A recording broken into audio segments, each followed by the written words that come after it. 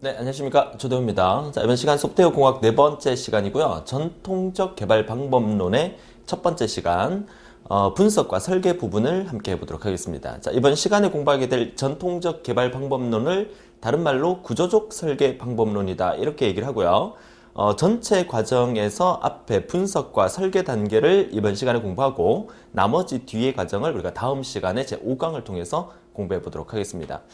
자, 이번 시간 공부할 내용 살펴보도록 하면 전통적 개발 방법론의 요구사항 분석 및 설계 과정을 이번 시간에 다루게 될 거고 이 부분이 사실 설계의 전반적인 부분 중에서 상당히 중요한 부분이고요. 여러분들이 소프트웨어 공학이라는 과목을 이해하는 데 있어서도 상당히 중요한 부분이라고 할 수가 있겠습니다. 자, 우선 첫 번째 화면을 통해서 여러분 그 교재에 없는 내용입니다. 자, 전체적인 어떤 순서를 한번 훑어보자는 의미에서 제가 그림으로 표현을 해봤는데 전통적 소프트웨어 개발 단계로서 첫 번째 요구사항 분석이 일어나야 되고 당연히 고객의 요구사항을 우리가 들어주는 단계라고 보시면 되겠죠. 그리고 이제 고객의 요구사항에 따라서 이제 설계 단계로 들어가게 되고요. 이제 설계가 끝나면 이제 구현을 하게 됩니다. 직접 컴퓨터에다가 우리가 설계했던 내용을 이제 입력, 프로그래밍 한다라는 과정이 구현 단계가 되겠고, 그 다음에 이제 잘 구현됐는지를 테스트 해봐야 되겠죠. 자, 시험 단계를 거쳐서 모든 제품이 완성이 되면 마지막으로 유지 보수 기간이라는 게 필요로 하게 되죠. 자, 이 전체적인 이 5단계가 전통적 소프트웨어 개발 단계 5단계다 이렇게 보시면 되겠어요. 그 중에서 이번 시간에 요구사항 분석 단계와 설계 단계에서 알아보도록 하고 다음 시간에 구현, 시험, 유지, 보수 단계까지 알아보면서 이번 시간과 다음 시간을 걸쳐서 전통적 소프트웨어 개발 단계 전체에 대해서 한번 정리해 볼 텐데요. 자, 이 전체 단계를 우리가 공부하는 데 있어서 상당히 시간적인 부분이 상당히 많이 걸립니다. 그래서 이번 시간도 빡빡하게 좀 진행이 될 것 같은데 여러분 교재를 넘겨보시면 전통적 소프트웨어 개발 방법론부터 시작해서 설계 단계까지 하게 되면 전체 페이지 수가 한 장, 두 장, 세 장, 네 장, 다섯 장의 분량까지 우리가 공부를 해야 되죠. 범위상으로 상당히 많지만 그래도 우리는 시험에 나오는 거 위주로 우리가 또 암기할 거는 확실히 암기하고 또 암기할 때 또 어떻게 암기하면 또 쉽게 암기할 수 있는지 암기하는 기법까지 제가 설명을 드리도록 하겠습니다. 자, 수업 전에 제가 또 이렇게 점심을 먹고 제가 이제 강의를 찍고 있는 이 시간은 오후입니다. 오후 지금 한 3시경이 된 것 같은데요. 자, 여러분들은 강의를 듣고 있는 시간이 뭐 아침인 분도 계실 거고 또 저녁인 분도 계실 거고 또 새벽인 분도 계실 겁니다. 점심을 먹으면서 저기 주위에 있던 어떤 학생들이 막 그러니까 얘기하는 소리를 제가 들었어요. 어떤 얘기를 듣냐면, 야, 정보 처리 기사 그거 따서 뭐 하냐? 이러면서 정보 처리 기사 따도 아무런 소용이 없더라. 뭐 이런 얘기를 하는 것을 이렇게 듣습니다. 그러니까 제가 지금 강의를 찍고 있는 위치가 모 대학교 내에 있는 이제 그 테크노 빌딩 내에 있다 보니까 이제 구내 식당에 이제 식당을 먹게 되면 밥을 먹게 되면 이제 대학생들이 주위에서 이제 많이 밥을 먹는 모습을 보이는데 그 얘기를 듣고 제가 속으로 가서 한마디를 하고 싶었는데 상당히 열받았습니다. 저는 정보 처리 기사, 산업 기사, 또 기능사. 자, 우리가 공부하고 있는 이 정보 처리라는 자격증 자체가 따서 뭐하냐?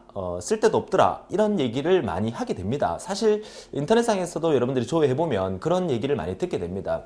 그러면은 열심히 따려고 공부하는 우리는 뭡니까? 바보입니까? 짱구입니까? 자, 그런 거 아니잖아요. 제가 늘 말씀을 드리지만 정보 처리라는 자격증을 여러분들이 정보 처리 기사를 따고 그 기사라는 자격증을 따서 실무에 투입돼서 일을 할 수 있느냐? 못합니다. 그건 확실합니다. 하지만 정보 처리 기사, 산업 기사라는 이 자격증을 취득함으로써 여러분들은 어떤 일을 해낼 수 있냐면 IT에 관련된 지식을 확보하게 됩니다. 자, 이게 얼마나 중요한지 여러분들은 살아가면서 느끼게 되실 거죠. 그쵸? 지금 벌써 저보다 연배가 많이 되시고 세상 경험을 많이 하신 분들도 아마 많이 계실 겁니다. 우리가 일상생활을 살아가면서 우리가 일상 직장 생활을 하면서 여러분처럼 이 컴퓨터 공학 쪽하고 전혀 계열이 다른 그런 분야에서 일을 하고 계신 분들도 많으실 거예요. 자, 그런 분들이 이 강의를 들으면서 정보처리 자격증을 취득하려고 이 강의를 들으면서 알게 되는 하나 둘의 지식들이 있죠. 이게 전부 다 IT 지식들이죠. 오늘날 우리나라는 IT IT 초대 강국이고요. 오늘날은 빅데이터 시대고 IT 시대고 정보화 시대입니다.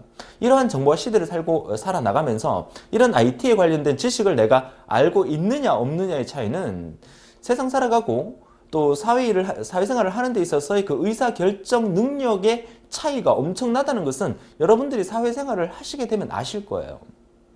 저는 그래서 전공자에 해당되는 컴퓨터공학과 학생이나 전자공학과 학생이나 이 공대 쪽의 학생들이 반드시 들어야 되는 학문이 철학 쪽이라든지 문학 쪽이라든지 이런 쪽을 공부를 해야 된다고 생각을 합니다. 왜 그러냐면 자기가 갖고 있는 전문적인 지식에다가 내가 알지 못하는 내 전공이 아닌 다른 분야의 지식까지 합하게 되면, 융합이 되게 되면 누가 어떻게 변화하게 될지 아무도 모르는 세상을 만들어 나갈 수 있다. 그렇게 말씀을 드립니다. 그래서 사실 그 IT 쪽에 있던 전문 지식 같은 경우에 여러분들이 알아나가기에는 좀 벅찬 부분이 있겠지만 비전공자인 여러분들께서 이 정보 처리를 좀 공부하면서 정보 처리 자격증을 따든 안 따든 제 강의를 들으면서 조금이나마 이 IT 지식을 얻어 가신다면 여러분들이 앞으로 사회생활하는데 엄청나게 많은 도움이 되겠다라는 말씀을 많이 드립니다. 그래서 제가 밥 먹다가 그 학생들을 딱 붙잡고 이 얘기를 하고 싶었어요. 전공이 뭐냐? 여러분들의 전공이 만약에 IT 쪽이 아니라면 이 IT 쪽의 지식을 얻게 됨으로써 여러분들의 앞으로 생활하게 되는 그 부가가치라는 것은 엄청나게 많이 바뀔 거다. 만약에 너네가 전공자냐? 그러면은 정보 처리를 듣는 게 아니라 너는 바로 철학 수업을 들으러 가라.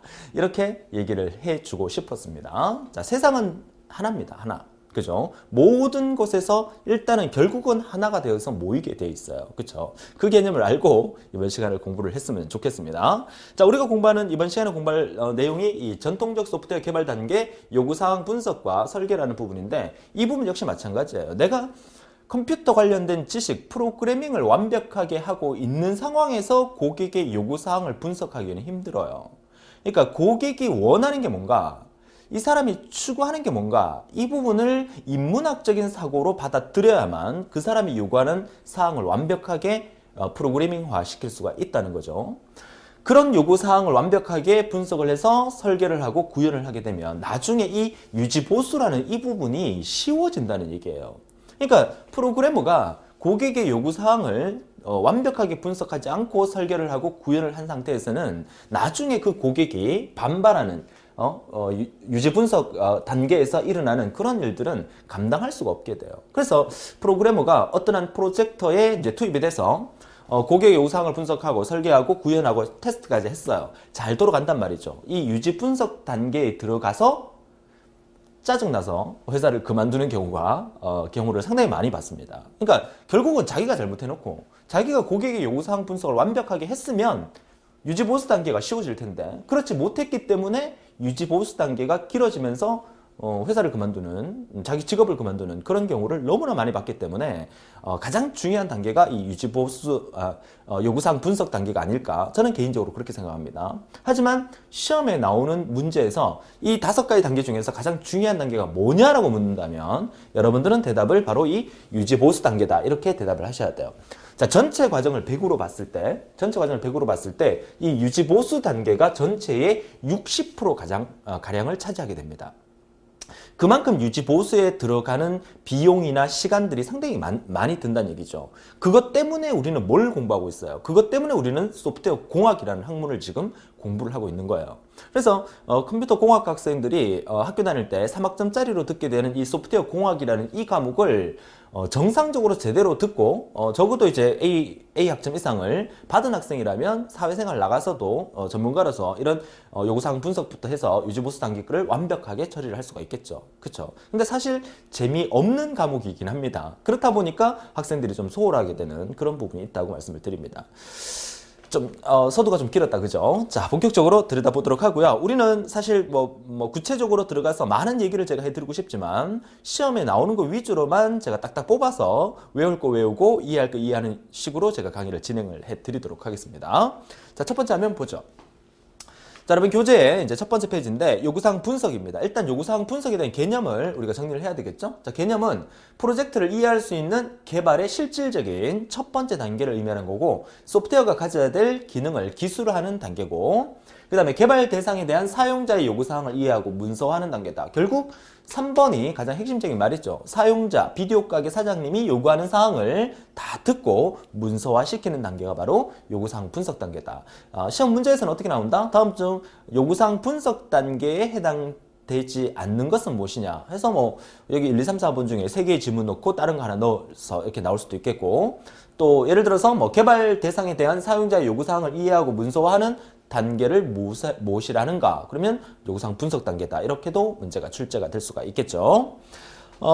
그 요구사항 분석의 개념 정확하게 이해하시고, 그 다음에 두 번째 요구사항 분석 작업은 어떤 작업이냐 하면 문제인식, 사용자 면접, 또 설문조사. 그러니까 사용자가 비디오 가게 사장이나 비디오 가게 직원이겠죠. 그 직원들과 면접을 하고 또 설문조사를 통해서 의견 수렴을 하고 현재 사용 중인 각종 문서를 검토를 통해서 사용자 요구사항을 분석을 해야 된다. 이게 분석 작업을 의미하는 거죠. 그리고 이제 두 번째는 이제 해결책을 또 만들어야 되겠고, 세 번째는 이해하기 쉽도록 여러 가지 형태의 모델도 만들어 봐야 되겠죠. 또 문서화 검토 요구 사항 분석 명세서를 또 작성을 하고 소프트웨어 기능이라든지 성능, 제약 조건 등에 대해서 기술하고 또 검토하는 과정, 이런 것들이 전부 다 요구사항 분석 작업에 해당이 된다라고 보시면 되겠어요. 자, 세 번째, 시험에 잘 나오는 내용이죠. 자, 요구사항 분석의 어려움. 자, 요구사항을 분석할 때 가장 어려운 부분이 뭐냐? 사용자의 요구사항이 모호하고 도대체 이 비디오 가게 사장님이 뭐라 말하는지 이해가 안 돼요. 그쵸? 그 다음에 불완전하다, 부정확하다. 개발자와 사용자 간의 지식이나 표현의 차이가 커서 상호 이해가 쉽지 않다. 커뮤니케이션이 안 된다는 얘기죠. 비디오 가게 사장님은 완전 비전공자고, 그쵸? 비디오 가게 사장님이 요구하는 게 있을 거란 말이야. 비디오 가게 사장님이 제일 요구하는 거는 우리 그 가게에 제가 자꾸 비디오 가게, 오늘날 지금 없어진 비디오 가게를 자꾸 예를 들지만 그래도 뭐 여러분들이 가장 접하기 편하고 그런 예이기 때문에 이제 비디오 가게를 제가 예를 드는 겁니다. 과거 생각을 해보세요. 이제 비디오 가게에 갔을 때 여러분이 비디오 테이프를 하나 빌리고 또는 뭐 DVD, CD를 하나 빌리고 뭐 책방이라면 뭐 책을 하나 빌리고 빌렸을 때 금액을 내고 이제 빌려 오잖아요. 보통 이제 대여 기간이 1박 2일이나 뭐 2박 3일 정도 아마 대여 기간이 될 겁니다.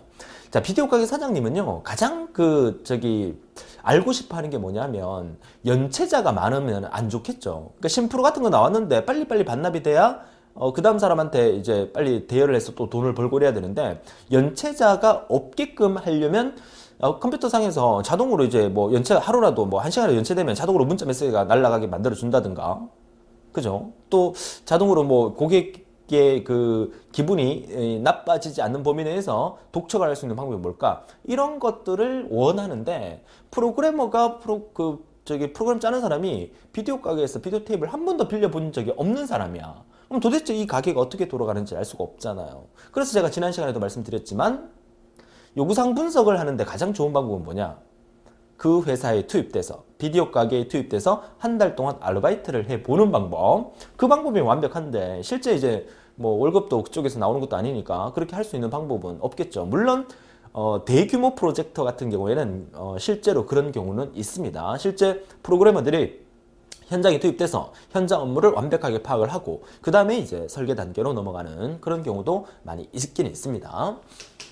자, 그래서 시험 문제에서 가장 많이 나오는 부분이 요구사항 분석의 어려움에 속하는 게 아닌 것은 가장 많이 나왔고요. 상호 이해가 쉽지 않다는 거, 개발하고자 하는 시스템 자체가 복잡한 것도 하나의 어려움에 해당이 될 수가 있겠다라고 말씀을 드립니다.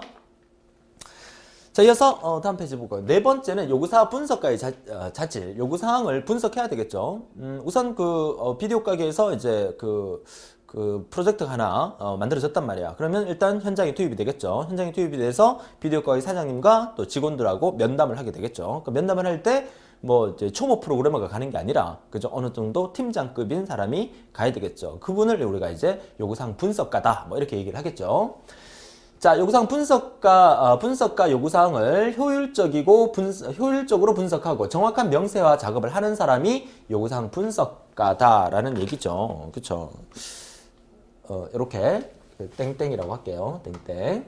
자, 요구사항 분석가라는 것은 요구사항을 효율적으로 분석하고 정확한 명세화 작업을 하는 사람이고요. 자, 요구사항 분석가가 갖춰야 할 능력은 추상적인 개념도 파악할 줄 알아야 되고, 서로 상반되고 모호한 정보로부터 필요한 사항을 수렴할 수 있는 능력도 있어야 되고, 관련된 하드웨어와 소프트웨어에 관한 최신 기술도 알고 있어야 돼요. 그쵸? 공부를 해야 됩니다. 우리 인간은요, 죽을 때까지 공부를 해야 됩니다. 자, 초등학교 때 중학교를 위해서 열심히 공부하고, 중학교 때 고등학교를 위해서 열심히 공부하고, 고등학교 때는 대학을 가기 위해서 열심히 공부하고, 자, 대학교에서는 취업을 하기 위해서 열심히 공부하고, 취업을 하고 난 다음엔 진급을 하기 위해서 열심히 공부하고, 자, 진급을 하고 난 다음에는 이제 노후를 또 편안하게 살기 위해서 또 열심히 공부하고, 책을 들고 공부를 하다 이렇게 죽어야 됩니다. 제 말을 좀 이해하실 분이 계실 겁니다. 아마 지금 그 강의를 듣고 계시는 분들이 대부분 이제 사년제 대학교를 졸업하신 분이나 또 졸업 예정자고 또 오랫동안 직장생활 경험을 많이 하신 분들이기 때문에 제 말을 이해를 많이 하실 겁니다. 우리 인간은 죽을 때까지 공부를 해야 됩니다. 그렇죠?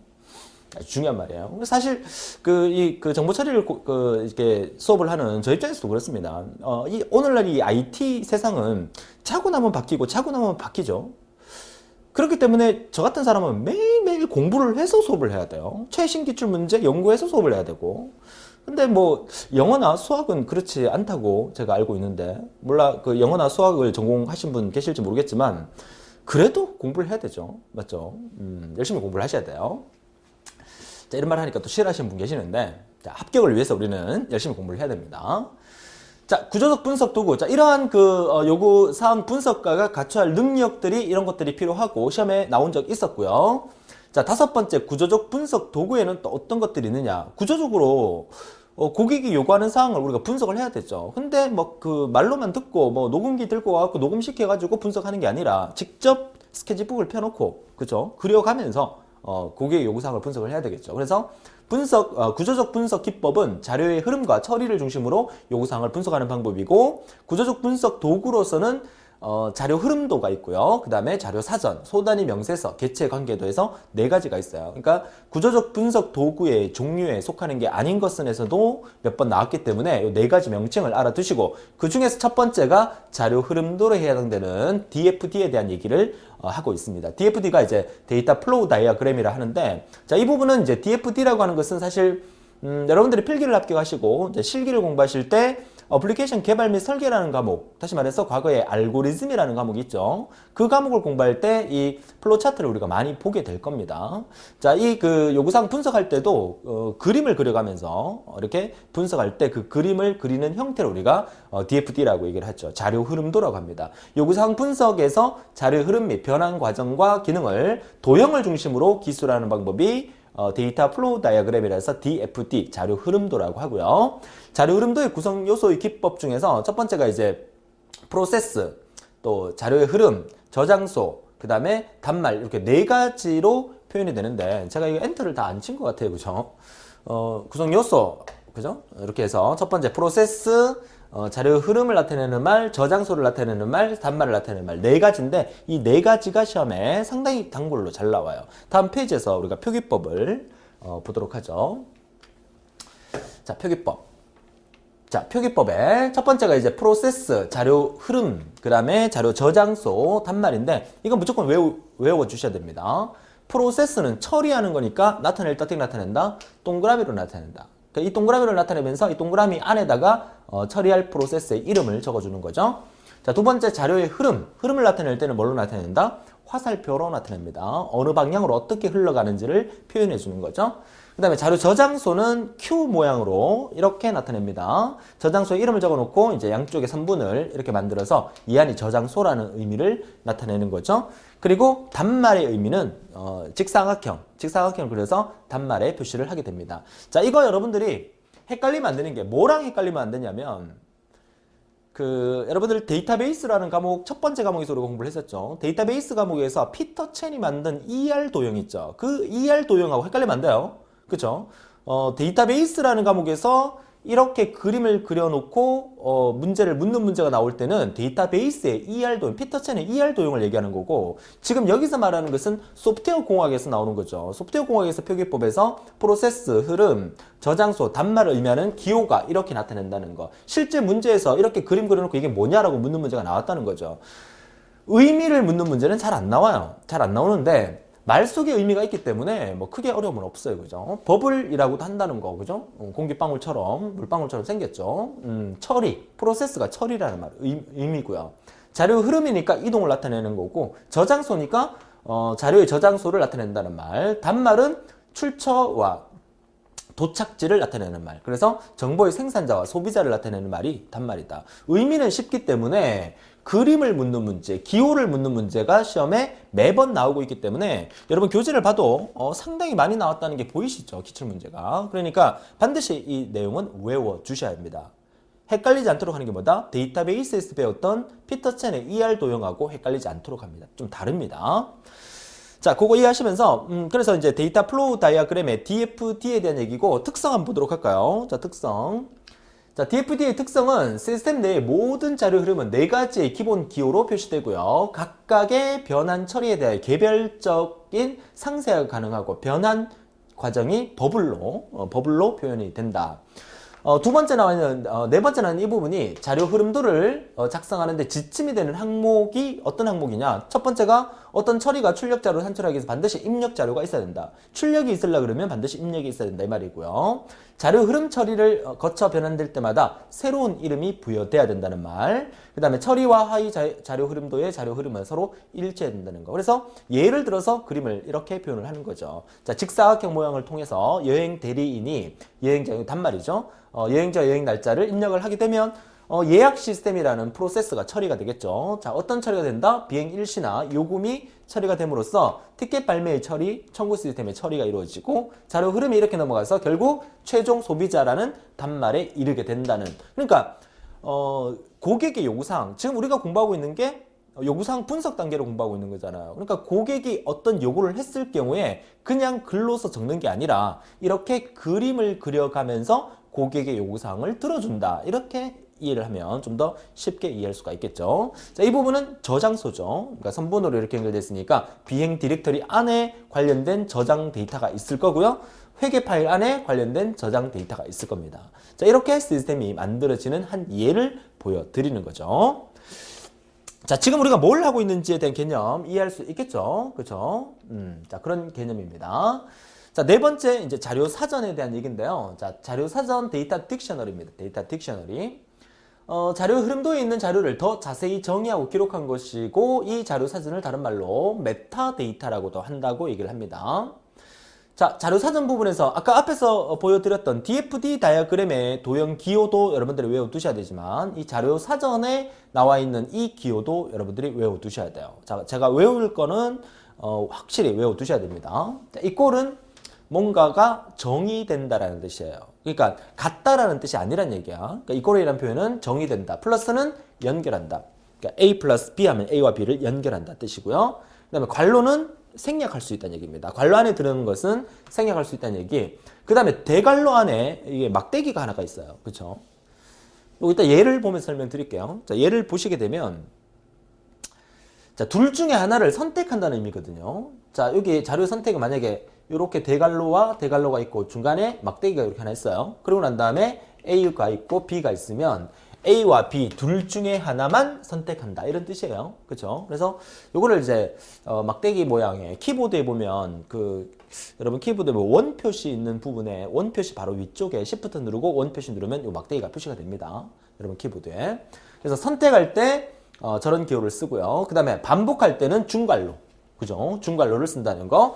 또 자료의 부연 설명할 때는 에스트리크 2개, 별표 2개로 자료의 설명을 나타내는 기호다. 자, 외우는데 크게 어렵지 않으니까 반드시 외워주세요. 실제 시험 문제에서는 이렇게 나온 적이 있어요. 어떻게?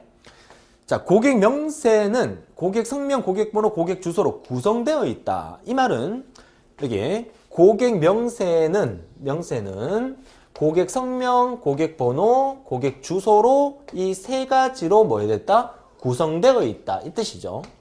구성되어 있다.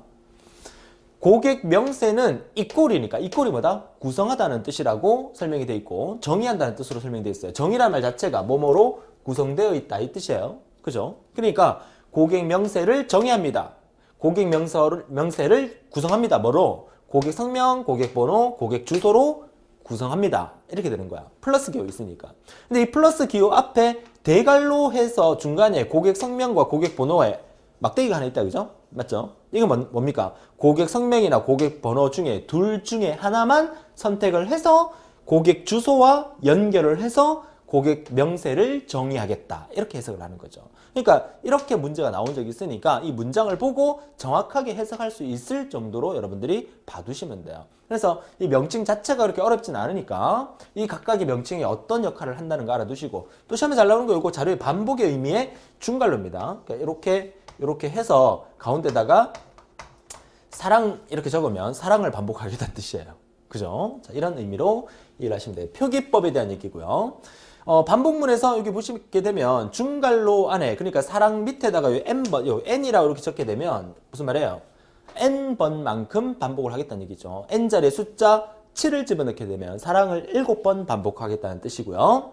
뭐 최대로 n번까지 반복한다는 얘기고, 여기에 중괄로에서 mn, 아래쪽에 m, 위쪽에 n이면 m 이상 n 이하로 반복하겠다, 이런 뜻입니다. 그래서 여러분 그림에 보시게 되면 그 그림의 의미가 다 설명이 되어 있으니까 잘 정리하시면 되겠고, 그러니까 n자가 아래쪽에 있느냐 위쪽에 있느냐에 따라서 여러분들이 아래쪽에 있으면 n번 이상 반복하는 뜻이고, n자가 위쪽에 있으면 최대 n번까지 반복한다는 뜻이고, 아래쪽과 위쪽에 mn이 존재한다 그러면 m 이상 n 이하로 반복한다, 이렇게 정리를 하시면 되겠죠. 그래서 중괄로는 반복을 의미하는 거다. 그리고 별표 2개는 설명이니까 주성문을 나타내는 거다.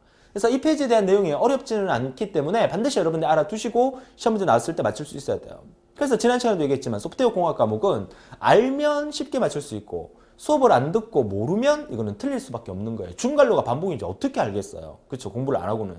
맞죠? 자, 그런 개념을 이해를 하시면 좋겠습니다.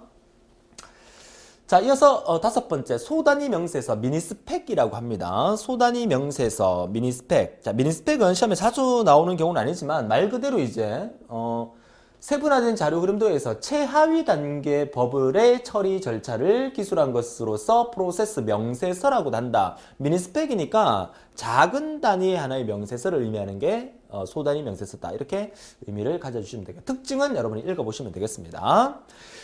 자, 개체. 제가 읽어보라는 부분을 반드시 읽어보셔야 돼요. 지금 여러분들이 공부를 하면서 이번 시간 마치고 한번 읽어보는 게 답니다. 그렇죠? 시험 치기 직전에 이거 찾아갖고 읽어볼 시간은 없어요. 물론 관련된 문제가 나오면 그때 풀 수는 있겠지만, 그죠? 자, 6번째로 개체 관계도 ERD. 자, 이 개체 관계도 ERD라고 하는 얘는 우리가 데이터베이스에서 배웠던 ER 도형하고 똑같은 겁니다. 그러니까 이 6번째로 ERD를 넣어놓은 이유는 사실 구조적 설계 단계에서 오늘날은 프로그래밍 개발 업체에서 비디오 가게 관리 프로그램만 개발하는 게 아니라 웹 프로그램, 데이터베이스 관련된 프로그램도 개발을 하기 때문에 이 도구도 이제 교재에 나오는 거지만 과거에는 이 단계가 교재에서 나오지는 않았었어요. 그렇죠? 근데 요즘은 필요하기 때문에 이제 나오게 된 거죠. 개체 관계도 ERD. 얘는 사실 데이터베이스에서 우리가 자세히 배웠던 부분이죠. 중요한 거는 ERD의 R의 약자가 relationship이니까 우리말로 하게 되면 관계를 의미하는 거죠. 그러니까 데이터 구조들과 그들과의 관계를 표현하기 위해서 사용된 거고, 나머지 내용들은 여러분들이 그냥 읽어만 보세요. 이거 데이터베이스 시간에 자세하게 다 배웠던 내용들이죠. 읽어만 보시면 되겠고, 아무튼 우리 그 구조적 설계, 그러니까 요구 분석 단계에서 분석 도구로서 이 ERD라는 것도 개체 관계도 사용을 하고 있다라고 보시면 되겠습니다.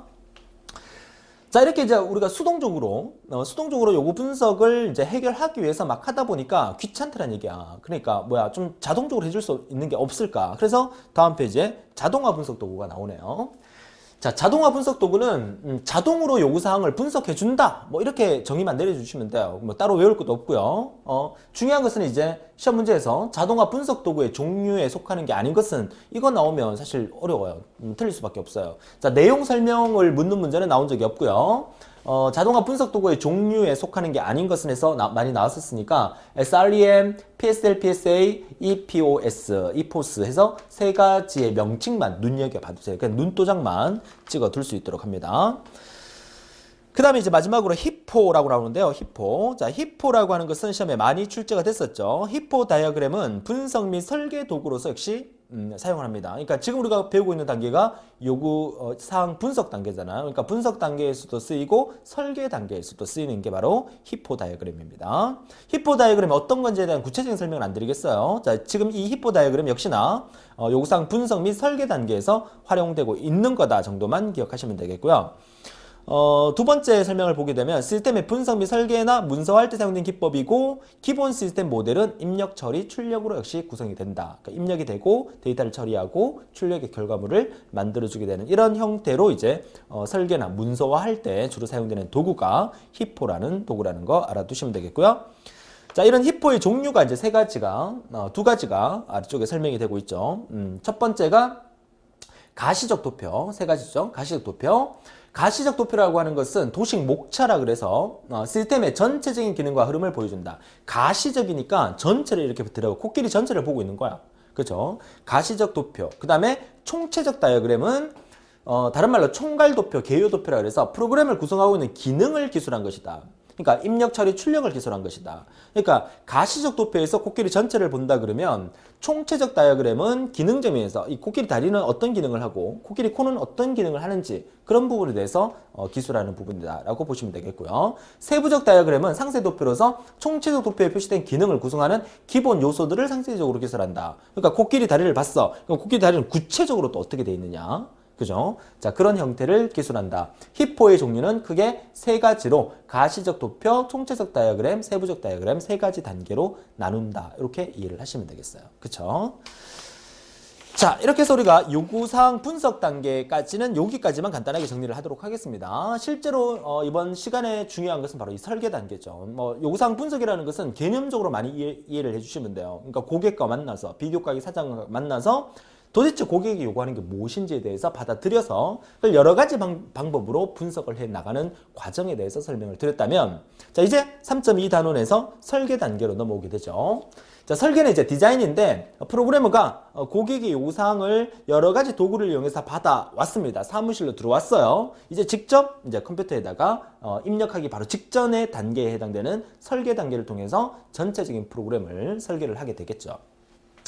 그래서 이제 설계에 대한 개념은 요구사항 분석 단계의 산출물인 요구사항 분석 명세서의 기능이 실현되도록 알고리즘과 또 그 알고리즘에 의해 처리될 자료 구조를 문서화하는 것이다 라는 얘기인데, 결국 이 설계 단계가 사실은 여러분들이 나중에 필기를 합격하시고 실기 공부하실 때 어플리케이션 개발 및 설계라는 그 제목에서 타이틀에서 알고리즘을 다루게 돼요. 그래서 정보처리 기사, 산업기사 실기 시험에서 학생들이 가장 힘들어하는 부분이 바로 그 알고리즘이거든요. 전체 100점이 100점 만점에 30점이나 해당이 되는 부분이기 때문에 플로우 차트나 순서도를 이용해서 알고리즘을 분석하고 해석하는 능력을 여러분들 키워주셔야 돼요. 하지만 또 제가 누굽니까? 그쵸?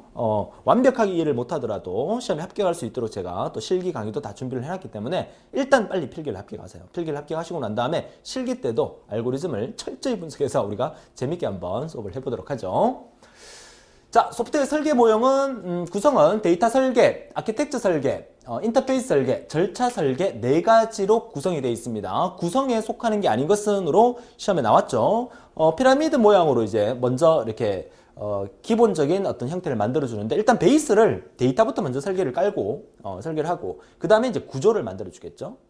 기초공사를 다지고 데이터를 설계하고 그 다음에 구조를 만들고 그 다음에 인터페이스 설계를 하고 그 다음에 절차 설계를 통해서 완성을 해 나가는 단계라고 보시면 돼요. 말 속에 다 의미가 있기 때문에 구체적인 내용은 역시나 여러분들이 읽어보시고요. 설계 모형의 단계가 네 가지 단계로 구성이 되어 있다. 이 정도만 봐두시면 되겠어요. 시험에 자주 나온 부분은 역시 아닙니다. 자, 이어서 세 번째는 소프트웨어 설계에 사용되는 대표적인 세 가지 추상화 기법이, 추상화라는 것은 이제 말 그대로 추상한다는 얘기죠. 그죠? 상상한다는 얘기고, 고객의 요구사항을 내가 받아들였을 때 내 머릿속에서, 프로그래머의 머릿속에서 이렇게 구현을 하면 되겠구나라고 추상적인 개념을 일단 잡아줘야 돼요. 그 추상적인 개념이 제어 추상화, 기능 추상화, 자료 추상화, 역시 세 가지가 있다는 거. 이런 것들은 단답형 문제로 시험에 세 가지 추상화의 기법에 속하는 게 아닌 것은 이렇게 나올 수가 있습니다. 구체적인 설명은 잘 안 나와요. 말 속에 의미가 다 있기 때문에 이런 거는 구체적으로 안 나오지만 이건 명칭을 딱 세 가지가 있으니까 아닌 것은 해서 잘 나올 수가 있겠죠. 그래서 명칭을 줄쳐놓고 잘 봐두시면 되겠어요. 그죠? 세 번째였고요. 자, 그래서 네 번째는 프로그램 구조인데요. 자, 이 부분도 역시나 프로그램의 구조는 또 어떻게 되어 있느냐, 이 부분은 여러분이 역시나 읽어보시면 되고요. 다음 페이지 넘겨보세요. 넘겨보시면 이 그림을 그려놓고 나온 문제가 몇 번 있었어요. 그쵸? 그림. 이거 하얀색 바탕에 그림이 뜨면 제가 좀 피해 다니려고 합니다. 배경이 하얗면 제 얼굴이 너무 검게 나오더라고요. 그래서 될 수 있으면 이렇게 도망 다니려고 하는데. 자, 이 부분은 이제 그 시험 문제에 나온다 그러면 일단은 용어 보세요. 트리 구조 비슷하게 생겼죠. 자, 이 네모는 하나의 모듈을 나타냅니다. 모듈. 자, 모듈이 뭡니까? 다음 페이지에서 제가 다시 설명을 드리겠지만 프로그램을 전체적으로 짜는 데 있어서의 하나하나의 작은 단위로 구분한 단위를 모듈이라고 합니다. 그래서 네모가 하나의 모듈인데 A라는 모듈에서 B, C, D, E라는 모듈을 이렇게 쪼개낸 거예요. 그죠? 쪼개내고 또 뭐 C라는 모듈에서 C라는 모듈과 B라는 모듈과 D라는 모듈을 합해서 하나의 G라는 모듈을 또 완성을 할 수 있고 또 G라는 모듈에서 I와 J라는 모듈로 또 분해를 시킬 수 있다는 이런 형태를 우리가 트리 구조 형태로 그림을 그렸는데 전체적인 단계를 우리가 깊이, depth라고 얘기를 하고 그 다음에 전체적인 왼쪽부터 오른쪽까지를 이제 width 해서 넓이라고 표현을 합니다. 시험에 나온 적이 있는 거는 뭐냐면 이 팬인과 팬아웃에 대해서 시험에 나온 적이 있었어요. 이게 무슨 말이냐면 G의 팬인, G가 여기죠. G가 여기죠. 팬이 어디 갔나요? 여기 있네요. 자, G가 자, 여기 G입니다. G. 색깔이 잘 안 보이나요? G. 자, G를 중심으로 G 쪽으로 들어오는 게 하나, 둘, 세 개가 있죠. 자, G 쪽으로 들어온다. 팬인 된다 해서 팬인에 해당되는 게 몇 개? 세 개. 해당되는 거는 B, C, D를 의미하는 거고. 그 다음에 G를 기준으로 밖으로 나가는 거죠. 팬 아웃 된다라고 얘기를 하죠. 팬 아웃 되는 거. 그죠? 팬 아웃 되는 게 두 개. I하고 J가 된다는 얘기예요. 뭐 이거 틀릴 사람 없겠죠. 그죠? 그림을 자세히 보고, 내가 원하는 형태가 뭐냐? 거기에 따라서 팬 인은 얼마고 팬 아웃은 얼마냐? 그걸 찾을 수 있으면 돼요. 그 밑에 문제부터 볼까요? 다음 페이지 5번 보세요. 5번 문제. 5번 문제. 자, 5번 문제 보면 기출 문제인데, 다음은 프로그램의 구조를 나타내는 거다. 자, 모듈 F에서 팬인과 팬 아웃의 수는 얼마인가? 이거 물었으니까 이런 문제 틀리면 억울하죠. 자, F를 기준으로 팬인은 역시나 몇 개? 3개가 되는 거고 팬 아웃은 얼마가 되는 겁니까? F를 기준으로 팬 아웃은 역시나 2개가 되는 거죠. 2개. 그죠? 자, 여러분 교재에 모듈 F에서 팬인과 팬 아웃의 수를 물었는데 F에서 팬인은 3개고요. F에서 팬 아웃은 2개인데 거기 3이라고 적혀 있네요. 그죠? 잘못된 겁니다. 여기 2입니다. 2로 고쳐주시면 되겠어요. 신교재에서는 제가 고칠 수 있도록 제가 지시를 해 놓도록 하겠습니다.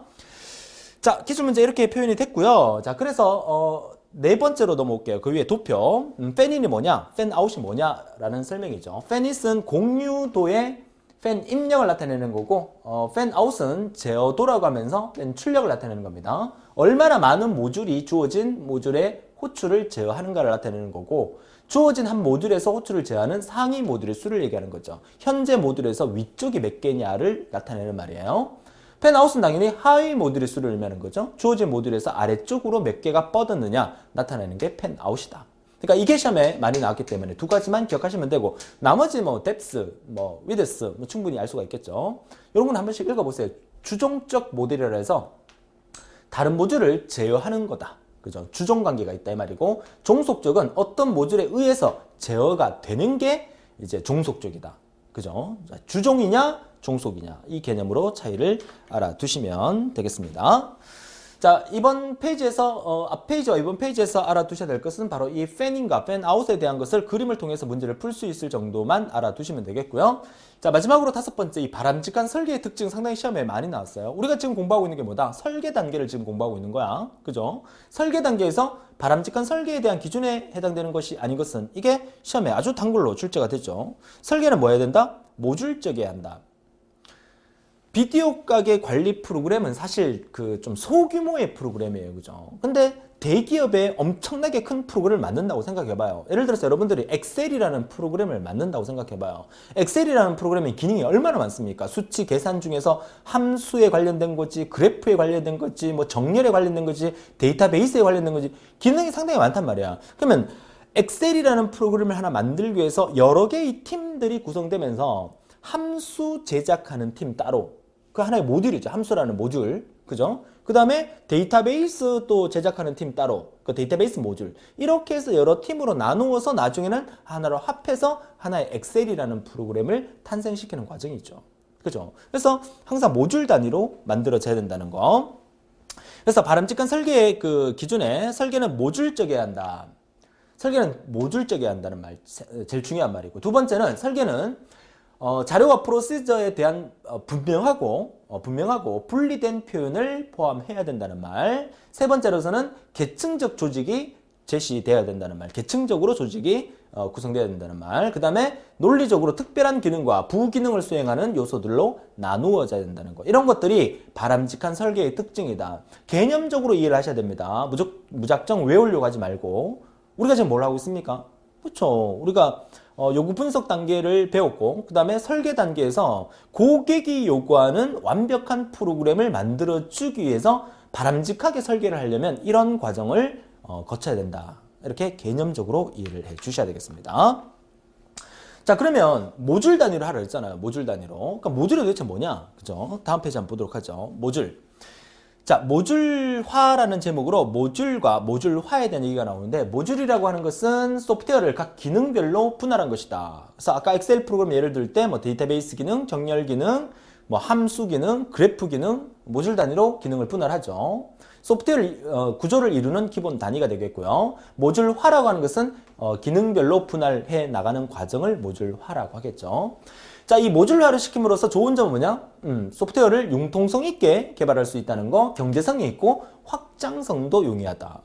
전체가 만약에 하나의 모듈로 프로그램이 작성됐다 그러면 함수 하나 추가하는데도 나머지 모듈을 다 건드려야 되잖아요. 나머지 기능들을. 하지만 모듈 단위로 나타나게 되면 여러분 아마 아실 거예요. 엑셀을 써보신 분들은 아실 거야. 그러니까 엑셀 써보시게 되면 과거 엑셀 버전이 2000 버전, 2003 버전, 2007 버전, 2010 버전 쭉 발전해 나가고 있는데 함수에 새로운 함수들이 자꾸 등장을 해요. 당연히 MS사에서 고객이 사용하다 보니까 이러한 함수가 필요하겠더라 해서 그런 함수를 또 하나 개발을 해서 기능에 추가를 하게 되는 거죠. 그렇죠? 지금 정보 처리를 공부하고 계시는 여러분들이 앞서 제가 이 강의에서 말씀을 드렸지만 정보 처리 기사, 산업기사 자격증을 취득하고 난 다음에 실무에 써먹을 때가 있느냐? 없습니다. 그건 확실합니다. 없습니다. 하지만 여러분들이 사회생활을 하는 데 있어서 엄청나게 큰 도움이 된다고 제가 말씀을 드리고 있는 거잖아요. 근데 사실 실무에 여러분들이 나중에 그 대학을 졸업하고 또 직장 생활을 하시면서 사무실에서 가장 필요한 프로그램은 아마 엑셀이 아닐까 그렇게 생각을 합니다. 사무실에 여러 가지 문서도 작성하고 여러 가지 계산도 해야 되고 여러 가지 또 사무실의 복잡한 업무를 한꺼번에 또 이렇게 매크로화 시켜서 처리할 수 있는 능력에 가장 잘 만들어진 그 소프트웨어가 저는 엑셀이라고 생각을 해요. 그래서 혹시나 이 정보 처리 자격증을 따고 여러분들이 관심이 있으면 뭐 사무자동화 산업기사 자격증이나 또 컴퓨터 활용 능력 자격증이나 이런 것들을 통해서 엑셀 공부도 하게 되면 사무실의 업무가 되게 편리하게 여러분들이 진행이 될 수 있을 거예요. 그렇죠? 엑셀도 중요한 프로그램이죠. 그러니까 그 엑셀은 사무실에서 많이 쓰니까 엑셀 공부도 틈나는 대로 해주시게 되면 학교 리포트 같은 거 쓸 때도요. 물론 워드 프로세서라는 프로그램을 통해서 리포트 같은 거 쓰고 하지만 또 회사에서 어떤 업무 보고서 쓸 때도 워드 프로세서라는 프로그램을 업무 보고서를 쓰지만 엑셀이라는 프로그램으로 보고서를 쓰는 연습도 이렇게 틈나는 대로 하다 보면 엑셀 사용을 잘 하게 되면 그죠? 여러분들이 또 회사 업무도 잘 처리가 될 거예요. 저는 또 그렇게 생각합니다. 제가 기사 친구에 있는 한, 그죠? 있는 한, 여러분들이 만약에, 자격증을 따고 회사 업무를 이렇게 하시잖아요. 그죠? 저는 그 위너스 클럽을 만들어갖고 위너스 클럽을 되게 활성화 시킬 거예요. 지금 아직, 이 강의를 찍고 있는 이 시점에서는 좀 초창기 단계지만, 여러분들이 최종 정보 처리를 합격하고 자격증을 따잖아요. 그러면 위너스 클럽에 다 가입을 하세요. 가입을 하고, 저랑 끊임없는 커뮤니케이션을, 물론, 여러분들이 저한테 질문을 올렸는데 그러니까 현재 시험을 치고 있는 학생들이 우선이기 때문에 여러분들은 나중에 자격증을 따고 난 다음에 유네스 클럽에서 따로 질문을 올리셨을 경우에 제가 바로바로 답변을 못 해드릴 수도 있습니다. 그럴 때 섭섭하게 생각하지 마시고요. 여러분들이 만약에 이제 사회생활 하다가 엑셀 관련 여러 가지 뭐 궁금한 게 있다 그럼 질문 올려주세요. 물론 제가 완벽하게 다 아는 건 아니지만 제가 아는 범위 내에서는 충분히 답변을 해드리고 사실 모르면 모른다고 답변도 해드리도록 하겠습니다. 그래서 끈끈한 정이 언제까지나 이어질 수 있도록 그렇게 하면 더 좋을 것 같아요. 자, 좋아요. 그래서 융통성, 경제성, 확장성 중요하고요. 자, 모듈의 기능적 독립성 부분에서 소프트웨어를 구성하는 각 모듈의 기능이 독립됨을 의미한다. 그러니까 모듈 단위로 만들기 때문에 그 기능들을 독립적으로 만들어서 프로그래밍화 시키게 되면 훨씬 더 효율적이라는 얘기를 하고 있는 겁니다. 그죠? 그래서 뭐 이 부분은 여러분들이 좀 읽어봐 주시면 되겠어요. 이제 실제 시험에는 많이 나온 나오는 부분이 역시 아니기 때문에 맨 마지막에 이 부분 보세요. 모듈 단위는 결합도와 응집도는 소프트웨어 설계 시 평가의 지침이 된다는 말이 있죠. 이 말이 상당히 중요한 말이거든요. 그러니까 모듈 단위로 프로그램을 만들었을 때는 그 모듈과 모듈 사이의 결합도 중요하고요. 또 응집도도 중요해요. 그래서 그 결합도와 응집도가 여러분 시험에 아주 단골로 출제가 되죠. 여러분 교재 아래쪽에 보시게 되면 보이실 겁니다. 그래서 다음 페이지에 결합도와 응집도를 또 이번 시간에 하이라이트라고 보시면 돼요. 결합도와 응집도. 자, 결합도는 두 모듈 간의 상호 의존도를 나타낸다. 두 모듈 간의 상호 의존도 정의고요. 한 모듈과 다른 모듈 간의 상호 의존도 또는 두 모듈 사이의 연관 관계도 의미하는 바고요. 독립적인 모듈이 되기 위해서는 각 모듈 간의 결합도가 약해야 되고 의존도는 의존하는 모듈이 적어야 한다. 결국 결합도가 약해야 된다는 얘기거든요. 그러니까 두 개의 모듈의 결합도가 결합할 수 있는 결합도가 약한 게 좋은 거란 얘기예요. 그죠? 자, 결합도의 종류가 데이터 결합도, 스탬프 결합도, 제어 결합도 설명이 아래쪽에 쭉 나오지만 외부 결합도, 공용, 공통 결합도, 내용 결합도 이쪽으로 올수록 결합도가 강하고요. 그 다음에 저쪽으로 갈수록 결합도가 약합니다. 이거 무조건 외우셔야 돼요. 암기, 별표 3개. 결합 정도에 따른 순서. 그죠? 외우는 거 정말 싫어하죠. 제가 외우라고 얘기하는데 저는 이렇게 외웠어요. 저는 항상 강한 것부터 외웠습니다. 보세요. 쉽게 외우는 방법. 쉽게 외우는 방법. 자, 내용 결합도에 이제 내공, 외, 제, 스 데이터를 우리말로 하면 뭐라 그럽니까? 데이터를 우리말로 하면 자료라고 하죠. 자료. 그래서 자자를 따서자로 외웠습니다. 보세요. 제가 외우는 방법 설명드릴 때 유치하다고 비웃지는 마세요. 내공, 외제, 쓰자. 내공은 외제를 쓰자 이 말이에요. 내공, 외제 쓰자. 웃는 사람 있는데 웃지 마세요. 이렇게 유치하게 외울수록 잘 외워집니다. 중요한 것은 강한 순서부터입니다. 결합도는 약한 게 좋아요? 강한 게 좋아요? 결합도는 약한 게 좋아요. 그죠? 결합도는 약한 게 좋아요. 좋은 것부터 외운 게 아니라 우리는 좋지 않은 강한 것부터 외운 겁니다. 내공 외제 쓰자. 내공 외제 쓰자. 그죠? 순서 묻는 문제가 시험에 매번 나옵니다. 그죠? 내공 외제 쓰자. 반드시 외워주시고 자자는 뭐다? 데이터를 의미하는 거다. 자, 그러면 이제 구체적으로 시험이 조금 어렵게 나오면 구체적으로 묻는 문제가 나오는데 사실 이게 더 쉬워요. 말 속에 의미가 다 있어요. 데이터 결합도, 첫 번째 데이터 결합도는 뭐 하는 거다? 자료. 모듈 간의 인터페이스가 자료 요소만으로 구성된 것이다. 이 말이고요. 그 다음에 스탬프 결합도. 스탬프는 이렇게 꾹꾹 찍는 거잖아요. 똑같은 거 찍는 거잖아요. 그죠? 그래서 동일한 자료 구조. 그래서 일반 자료 요소라는 말이 나오면 데이터 결합도라면 자료 구조라는 말이 나오면 스탬프다. 이렇게 기억을 하시면 돼요. 이렇게 외워두세요. 됩니까? 자, 중요한 것은 이번 페이지에서 뭐다? 내공 외제 쓰자가 제일 중요합니다. 내공은 외제 써야 됩니다. 물론 외우기 위해서 그렇게 쓰는 거지만 국산품을 쓰는 게 좋겠죠. 내공 외제 쓰자 기억하시고요. 자, 이어서 나오는 게 이제 제어 결합도. 제어 결합도는 제어니까 논리적인 흐름을 제어한다는 의미로 키워드로 외워두시고요. 외부 결합도는 역시나 외부로 선언한 데이터 이렇게 외우시면 되고 공통 결합도, 커먼, 공유 결합도는 역시나 한 모듈이 다른 모듈의 제요소를 전달하고 여러 모듈이 공통 자료 영역을 사용하는 경우고 내용 결합도는 모듈의 내용, 그죠? 내용, 내부 기능 및 그 내부 자료 이것들을 참조하는 결합도가 바로 내용 결합도다. 자, 그래서 결국 결합도가 강해야 됩니까? 약해야 됩니까? 그죠? 약해야 됩니다. 이거 이렇게 외우세요. 제가 오프라인 학원에서 그죠? 정보 처리를 강의를 하고 있는데 주로 이제 대학생들이 강의를 듣잖아요. 대학생들 강의 듣는데 대학생들은 또 꼭 CC가 있잖아요. 커플들끼리 와서 둘이 나란히 앉아요. 나란히 앉아가지고 한 사람은 왼손잡이고 한 사람은 오른손잡이인가 봐요. 이쪽 사람은 이쪽 남학생은 오른손으로 막 이렇게 필기를 하고 이쪽 여학생은 왼손으로 막 필기를 하는데 두 사람이 손이 하나씩밖에 없나 봐요. 나머지 한 손이 어디 있나 이렇게 보니까 둘이 손을 꼭 잡고 이렇게 수업을 하더라고요. 그럼 보기가 좋다고 해야 되나 말아야 되나? 그죠? 집중력이 떨어지겠죠. 그러니까 수업을 들을 때 두 명의 모듈, 각각 남학생, 여학생의 그 모듈의 결합도는 약해야 됩니다. 결합도가 강하면 수업이 안 돼요. 그쵸? 결합도는 약해야 돼요. 그쵸? 하지만 지금 다음 페이지에서 공부하게 될 결합도에 이어서 나올 게 뭐야? 응집도입니다. 응집도. 다섯 번째 응집도 나오죠. 응집도라는 것은 자기가 집중하는 거예요. 두 개의 모듈이 결합이 되면 안 돼요. 결합이 강하면 안 돼요. 결합도는 약해야 돼요. 두 사람 손을 놔야 돼요. 하지만 혼자서 선생님을 집중할 수 있는 응집도는 높아야 돼요. 이거 여러분들 이번 시간에 가장 큰 하이라이트라는 거야. 결합도는 낮추고 응집도는 높여야 좋은 모듈이 만들어질 수 있다. 이해할 수 있겠죠? 그쵸? 너무 재밌지 않습니까? 자, 다음 페이지 볼까요? 자, 응집도에 대한 얘기인데, 응집도는 모듈 안의 요소들이 서로 관련이 있는 정도다. 내 몸 안에서. 그죠? 나라는 모듈의 몸 안에서 선생님을 집중해서 여러 가지를 공부를 해서 내 것으로 만들 수 있는 응집도는 높아야 됩니다. 그래서 응집도의 종류는 응집 정도에 따라서 기능적 응집도부터 우연적 응집도까지 있어요. 자, 이것도 순서를 외워주셔야 돼요. 응집도는 높은 게 좋다, 낮은 게 좋다. 높은 게 좋다. 자, 높은 순서, 강한 순서대로 역시나 외울게요. 제가 외울 때는 항상 강한 거부터 외운다고 그랬습니다. 강한 거. 자, 강한 순서가 여기입니다. 자, 약한 게 여기예요. 역시 첫 번째 글자 따서 기, 순, 교, 절, 시, 논, 우.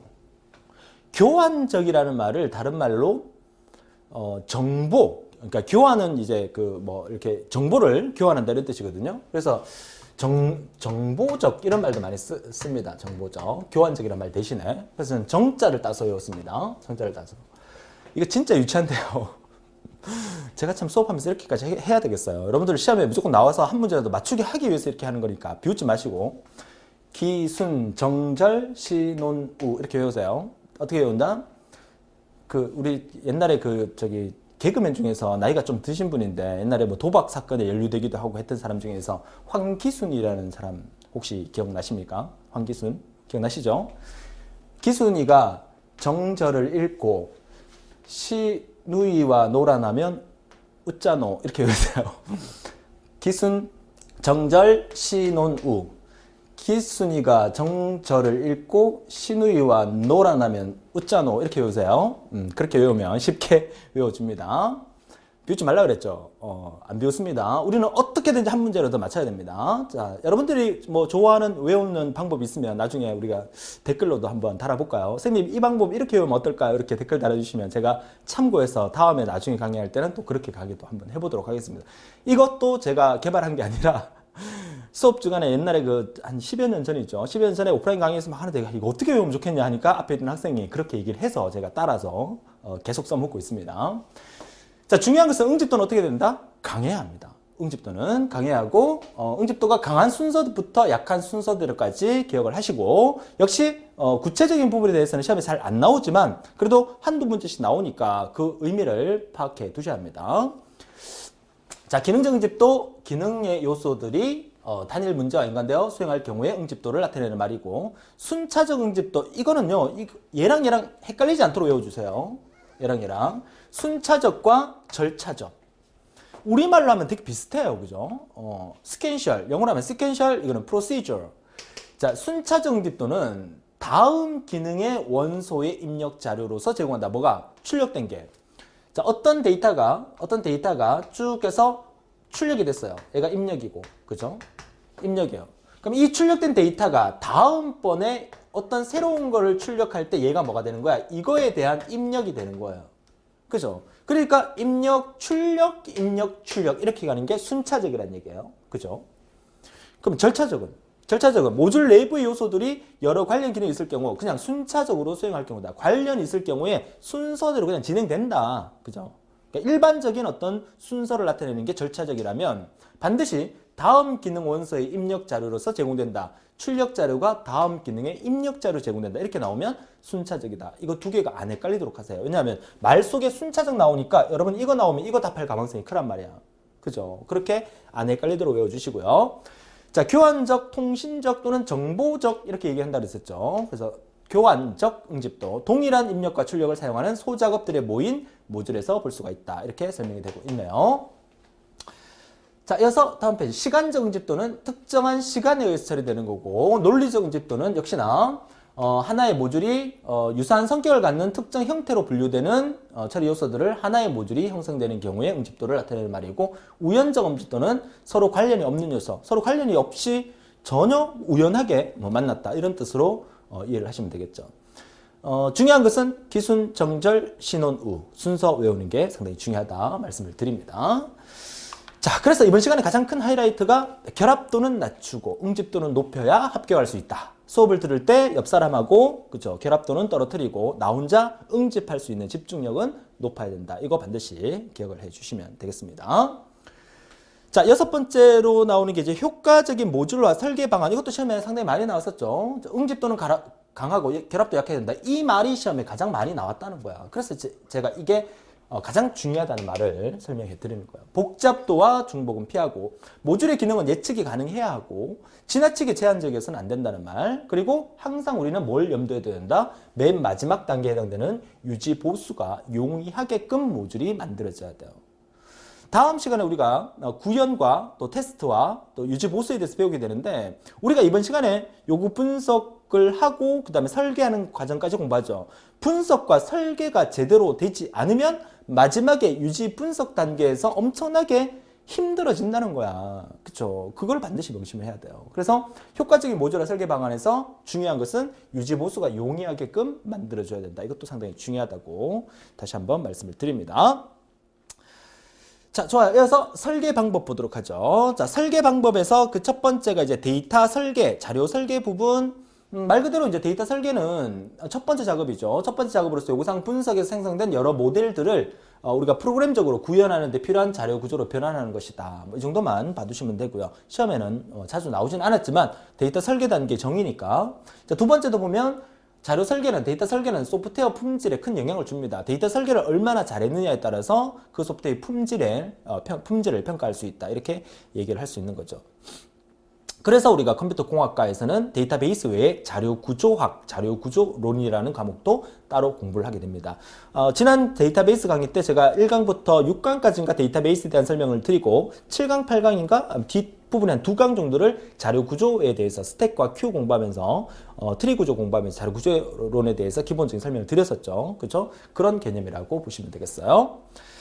자, 두 번째 아키텍처 설계라는 것은 구조 설계를 얘기하는 거죠. 아키텍처, 구조 설계는 프로그램의 구조를 개발하고 소프트웨어 구성 요소들 간의 관계를 정의하는 것이고 시험에 나왔던 것은 그 밑에 구조적 설계 절차, 자료 중심의 설계 절차가 시험에 나왔었죠. 이 절차 한번 읽어보세요. 정보의 흐름을 유형을 설정하고 또 경계를 표시하고 자료 흐름도를 프로그램 구조로 사상을 시키고 매핑시킨다는 얘기죠. 자, 제어 계층을 분해시켜서 정의하고 경험적 방법을 구체화하는 것, 설계 절차를 묻는 문제, 설계 절차에 속하는 게 아닌 것은에 묻는 문제가 시험에 몇 번 나왔었습니다.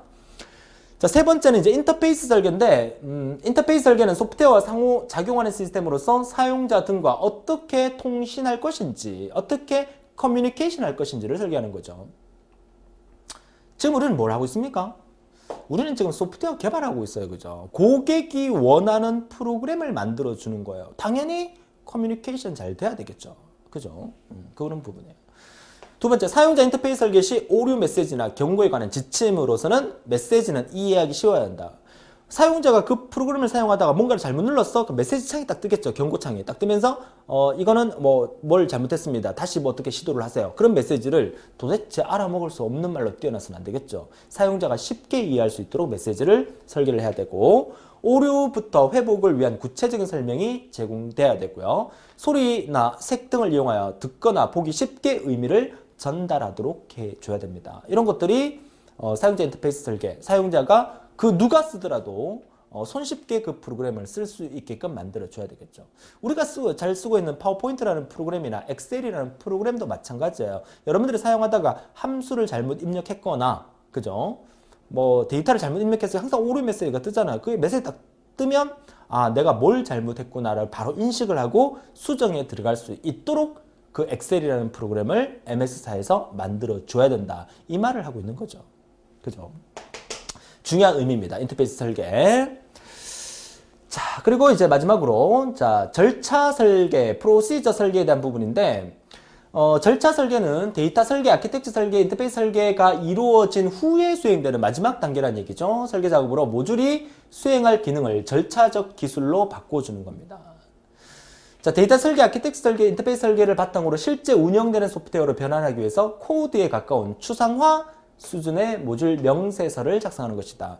절차 설계에 대한 개념은 앞에 나왔던 세 가지 설계를 바탕으로 뭔가를 한다. 이 개념이 중요하다는 얘기겠죠. 그죠? 자, 그 중에 세 번째, 이제 NS 차트. 나시 슈나이드만 차트라고 합니다. 자, NS 차트. 구조적 프로그램을 표현하기 위해 고안되었고요. 논리의 기술에 중점을 둔 도형식으로 표현하는 방법이고요. 조건이 복합되어 있는 곳의 처리를 시각적으로 명확하게 식별하는 데 적합합니다. 시험에 잘 나왔던 것은 이 세 가지입니다. 세 가지. 반복, 연속, 그리고 선택 다중. 반복이라는 말은 repeat, until 또는 이거 프로그래밍 언어입니다. while, 그죠? while, 그리고 for. 이렇게 나오면 전부 다 반복문이에요. 시험에 프로그래밍 언어 파트가 시험에 우리 정보 처리에서는 잘 안 나오지만 뭐 사무자동화 산업기사 이런 데는 잘 나오기는 합니다. 반복문에 속하는 게 아닌 것은 1번 repeat until, 2번 while, 3번 for next. 그죠? for 그러니까 물결 next 이렇게 씁니다. 그래서 요 세 가지 넣고 다른 거 하나 넣어서 그죠? 틀린 답 찾기 이런 문제도 나올 수 있겠고요. 순차는 시퀀셜 그대로 보시면 되고 선택 다중 선택은 if then else case. 그러니까 if then이라는 것은 만약에 뭐가 A가 B보다 크면 어떻게 하라. 선택할 수 있는 거죠. 조건문. 케이스문도 마찬가지예요. 케이스문도 if문하고 비슷하게 사용되는 건데 선택 조건문에 사용되는 명령어가 됩니다. 그러니까 여기 있는 것들은 프로그래밍 언어에 속하는 거니까 우리 정보 처리는 잘 안 나오지만 중요한 것은 나시 슈나이드만 차트에서 알고리즘의 제어 구조 세 가지가 반복, 순차, 선택 구조 세 가지로 보통 구분한다. 이렇게 이해를 해 두시면 되겠습니다. 자, 좋아요. 이렇게 해서 우리가 이번 시간에 두 가지를 공부했다. 그죠? 우리 맨 앞쪽으로 다시 한번 가볼까요? 자, 맨 앞쪽으로 다시 가면 우리가 이번 시간에 공부했던 내용이 그죠? 이거죠. 그죠?